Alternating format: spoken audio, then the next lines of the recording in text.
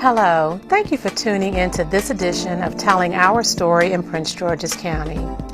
Education is a high priority in Prince George's County, and joining me to tell the story of our schools as we move forward is the new Chief Executive Officer for Prince George's County Schools, Dr. Kevin Maxwell. Stay tuned for this very important conversation. I'm your host, Council Chair Andrea Harrison. Telling Our Story in Prince George's County comes your way in just a moment. Have you already enrolled? You're doing fine. What did that just do? Select the drop-down menu again. Okay, so you're already enrolled. Example here, so don't panic. You're ready to make your payments. Submit.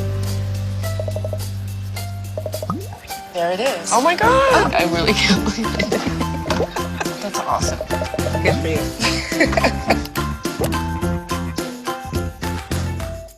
Welcome to Telling Our Story in Prince George's County, a production of the Prince George's County Council. Our story is about caring people and vibrant communities, our children, youth, and families, our great opportunities for culture, and our rich history. A wonderful place to visit, featuring our past, present, and a future full of promise.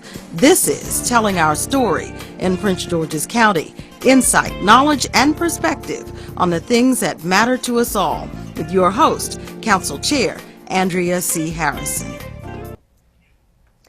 Hi, and welcome to Telling Our Story in Prince George's County. This program is a production of the Prince George's County Council. I'm your host, Council Chair Andrea Harrison. Telling Our Story in Prince George's County offers a unique opportunity for us to come together and share some of the great stories taking place in our communities. I believe our success as a county depends in part on our ability to tell our own story, and that's why we're here today. Dr. Kevin Maxwell is our new Chief Executive Officer, or CEO, of Prince George's County Public Schools. And I'm excited to welcome you, Dr. Maxwell, to the set of Telling Our Story in Prince George's County. Thank you so much for joining me to tell the story of how our schools are moving forward. You're welcome. I appreciate the invitation. So, Dr. Maxwell, you are originally from Prince George's County. You graduated from Prince George's County Public Schools. You began your teaching career here in Prince George's County. What else do we need to know about you? So my mom moved our family here in the summer after I finished second grade. So I started third grade here in Prince George's County at Kentland Elementary School. I went to Kent Junior High School and graduated from Bladensburg. I started my post-secondary work at Prince George's County Community College, and was having a little trouble earning the money to pay for school and go to school at the same time, so I joined the Navy and ended up being stationed back in Maryland after I finished my training. When I got out of the Navy, while I was actually in the Navy, I also did some night work at the community college. So when I got out of the Navy, I went to College Park, graduated from the University of Maryland College Park in 3.5 years because of the work I'd done at the community college instead of 4 years. Started working I did student teaching at High Point High School. Started working at Crossland High School in 1978, and then became an assistant principal at Central High School, principal of Buck Lodge Middle School, principal of Northwestern High School, before moving on to Montgomery, and then superintendent of Anne Arundel County. And now I'm back here and very happy to be back. Wonderful. Well, we're happy to have you back. And I'm happy to say that those schools you started out in are District 5 schools, or were, some of them. Yes. So I'm just kind of excited about that. But you've been back here since August. How's it been going so far? It's been great. It's been really wonderful. Everywhere I go, almost I see former students of mine, former colleagues of mine. The reception has just been, fantastic. I mean, there's a lot of work to be done. There's a lot of needs in our school district, but I felt very welcomed, and I am very optimistic about our future. Well, this school year started out, it seems like it was relatively quiet. Last school year, we had a number of issues. We had issues with transportation. We had issues with capital projects not being completed. It was a little quiet this year. How did it go with let's start with transportation. It went much better than it's gone the last couple of years. I mean, even though I've worked in a couple other districts for the last little more than a decade, I've still lived here in Prince George's County. My wife just retired as a teacher from Prince George's County after 36 years in June. So I've continued to be very well aware of the things that have been going on in Prince George's County, both from the people I still know in the system, including my wife, and the media reports. And compared to the last couple years, this year opened in a much better position. Very quickly after the became public that I was coming here, I reached out long before I started August 1st and talked to the chief operating officer and some others in the school district, and was assured that we would not have the kind of issues that we had with scheduling a couple years ago, with schools not being ready, with transportation, not being ready to go and leaving kids behind. All of our buses were outfitted with GPS systems, and bus drivers were trained on how to use them so that they wouldn't be unable to find their bus stops, and the practice routes went well, so we felt pretty good on the first day of school that things were going to go well. Capital projects. We've had some issues with that. We have an old infrastructure. Yes, ma'am. We have some schools. Did you mention High Point? High Point is a school with some capital issues. Suitland High School. One of my schools I know has a parking lot that's been under construction for, it seems like, forever. How are we doing with our capital projects? So you're exactly right, and I know that you are. There's a lot of work to be done in that area, but I believe we're already making progress in that arena. Right after I arrived here, and there was a recent newspaper report about the district not being able to spend money that was appropriated, and that's a big problem for me. I don't give money back that's been appropriated. There is so much need, as you mentioned, that to not use the money wisely and efficiently is a big problem. You know that, I know that, my district understands that, our district understands that. We have had a number of very serious conversations about that. We've hired some new people in the leadership roles in that department. We've hired a planner. We're going to hire another planner. We've had a meeting with officials from the State of Maryland Capital Improvement Project Plan. We've done a presentation to our Board of Education on the way that things should work together. So your facilities master plan, your long-term maintenance plan, and your capital improvement plan should all work together. There's a look back that the state gives. So in a school like High Point High School, for example, that you mentioned, if you do systemic work using state dollars in the run-up to a renovation, modernization, or replacement of the school, you have to deduct the state money from that project if it's done within a certain number of years, and so you essentially have to pay for that twice, and the state's not going to do that. So they'll pay maybe the first time if they put a new roof on a school, or a new HVAC system, or a new boiler in a school, if they fund it. But then if you replace that school or renovate the school, they're not going to pay for it a second time, so the county ends up picking up more of a project than is necessary. So making sure that those three plans dovetail with each other. And I'm happy to say that we just had our first visit. Our district had our first visit to the folks at MSDE regarding the upcoming capital budget, and they were pleased with the progress that we're making over the last few months. So your last stop was as superintendent of the Anne Arundel Public Schools, and you've decided to come back to Prince George's County, of which we're happy. We're always happy to welcome our residents home.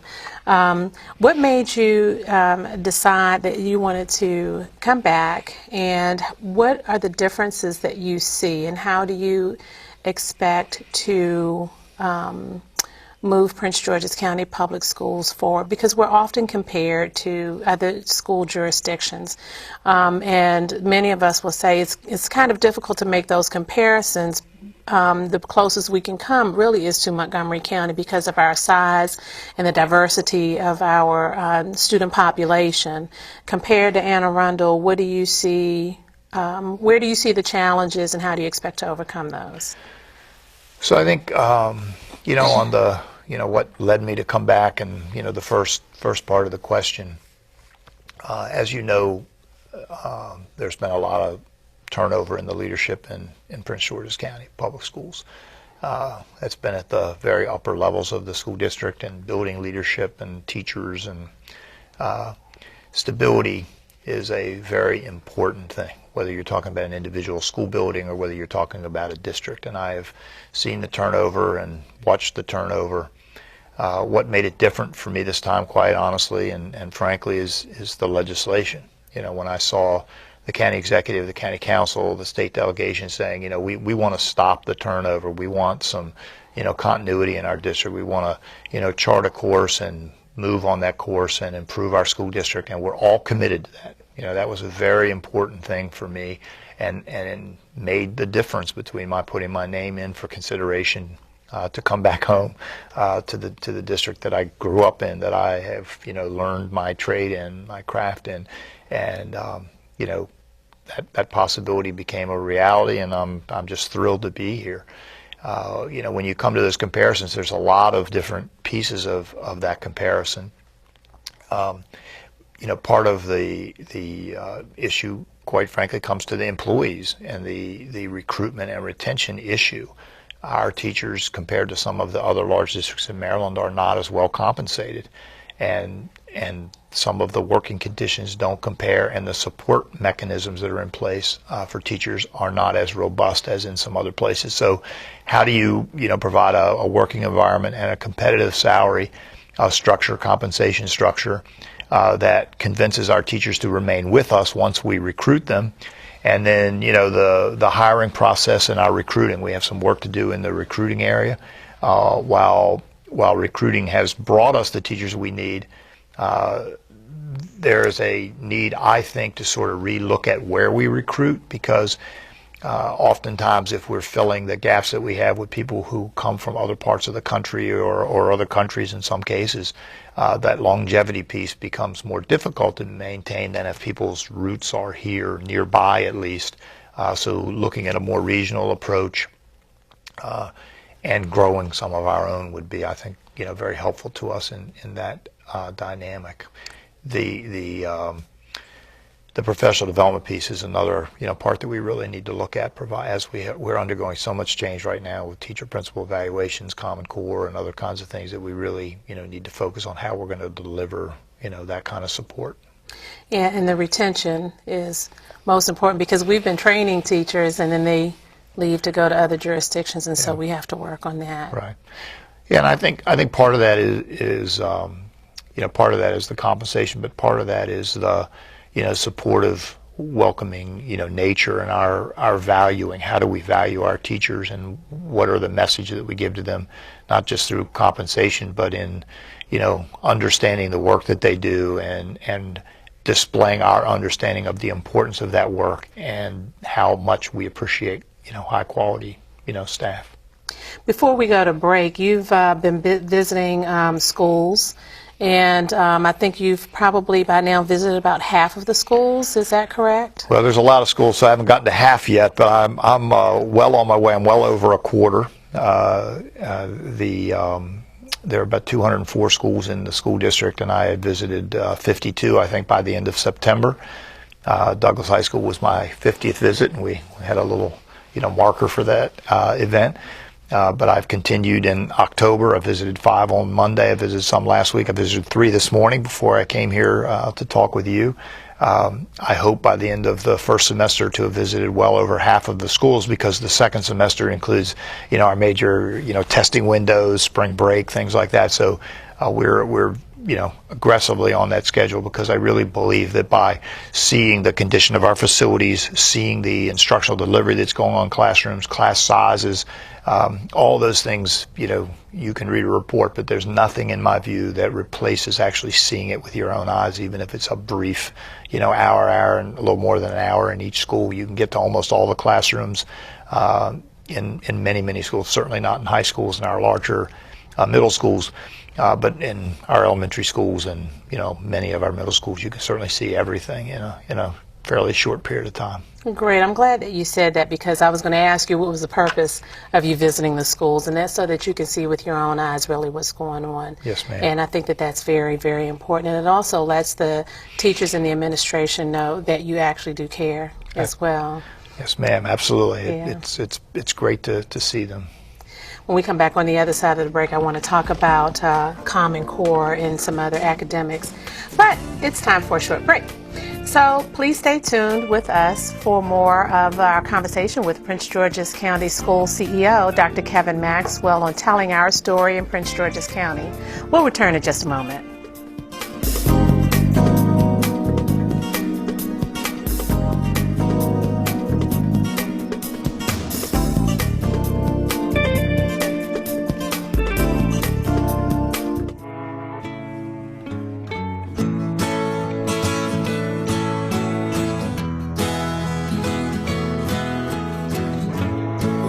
Son, tell him that I've begun to dream of things to come, and tell the trees not to look for me. I'm going to find some peace of mind. Wake the sun. Wake the sun, wake the sun, wake the sun.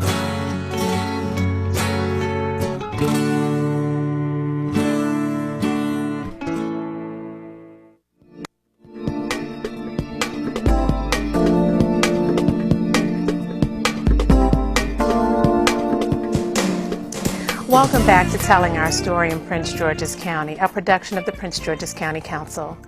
I'm Council Chair Andrea Harrison, and I'm your host. We're telling the great story of Prince George's County schools with Chief Executive Officer Dr. Kevin Maxwell. Thank you again for being our guest here and telling our story in Prince George's County. You're welcome. You mentioned a little earlier Common Core.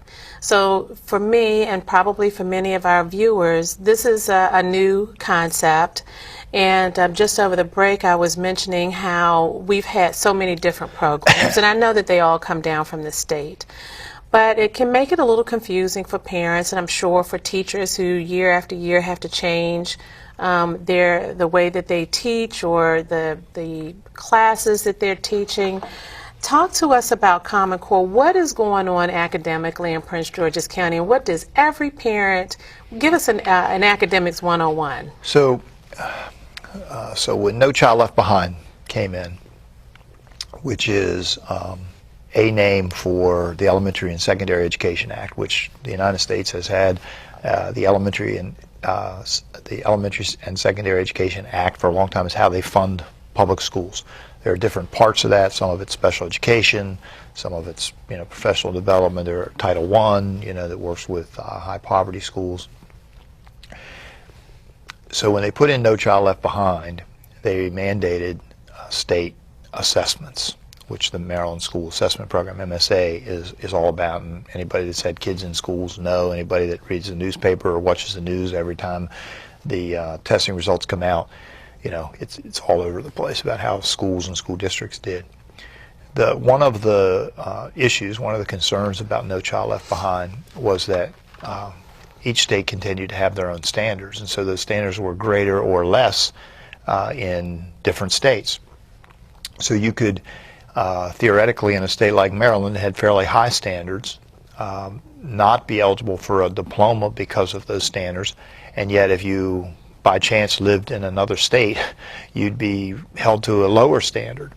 So what Common Core hopes to do, or will do, I don't see a way that it's not going to do that. It's created these consortia of states that have all worked to develop a Common Core curriculum.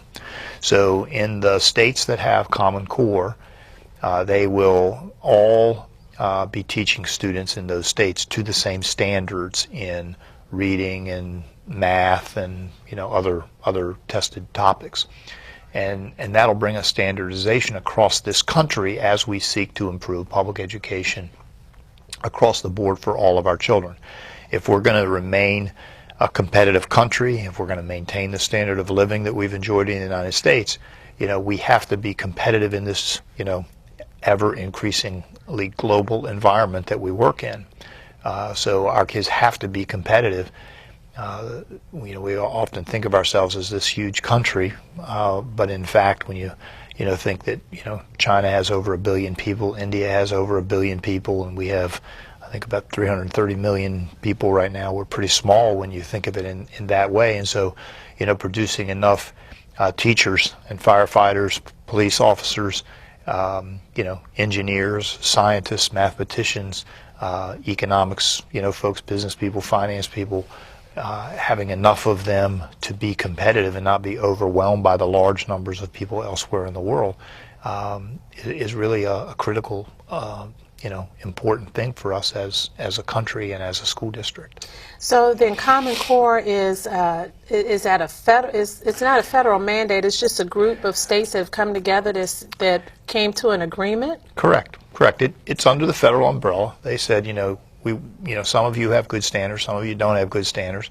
We would like you to, band together and talk about that. So Maryland is one of the lead states in the Common Core discussions, has been from the very front.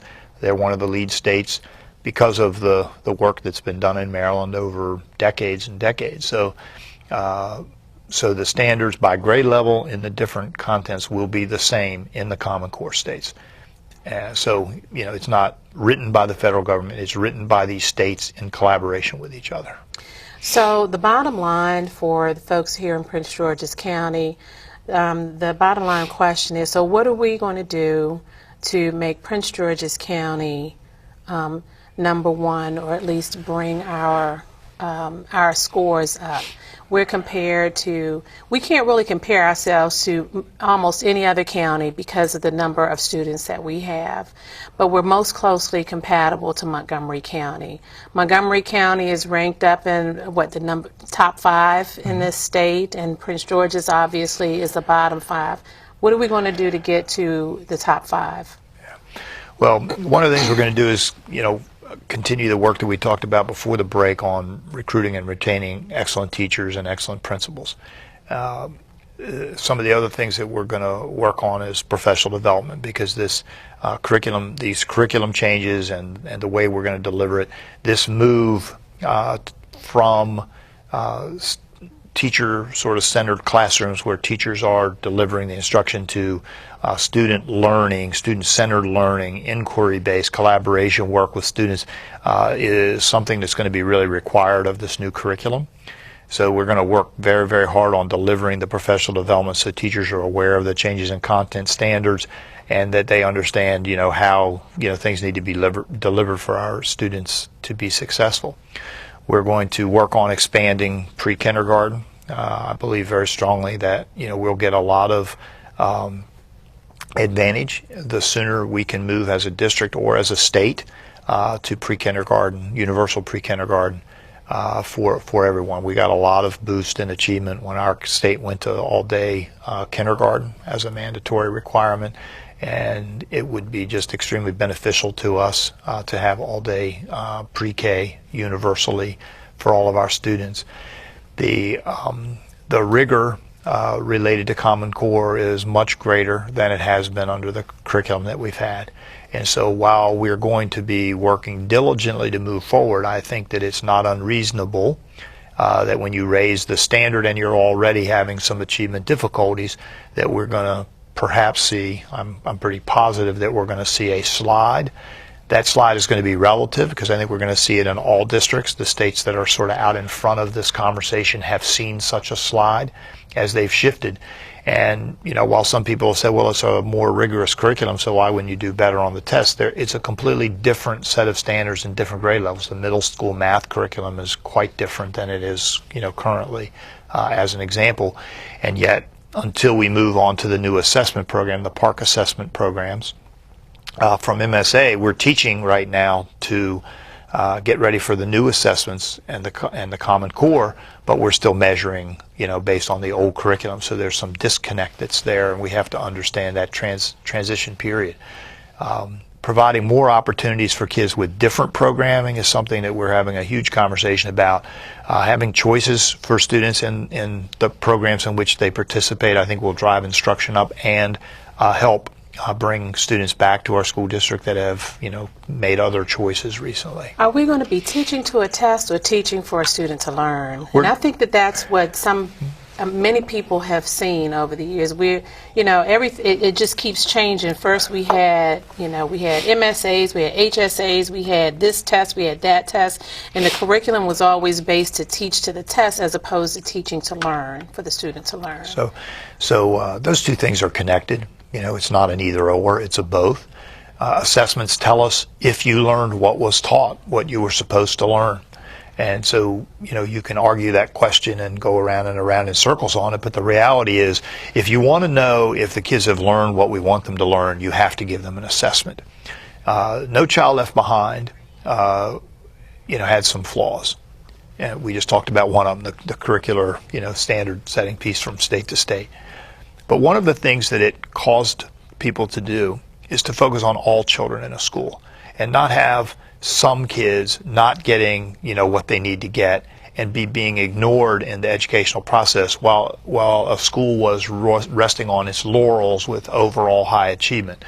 And so there are reasons, important reasons, for equity and access that we give assessments, and we should give assessments. They give us very, very important information.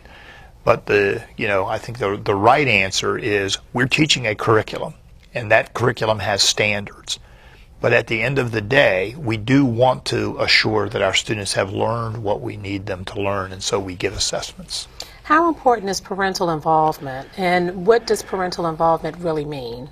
So I believe that parental involvement is absolutely critical to the success of our children and our communities. And parental involvement means more than I think most people think about it. It's not coming to a PTA meeting necessarily. PTAs are important. They do a lot for us. They are an important, way for us to get information out and to receive information back. Really great feedback loop.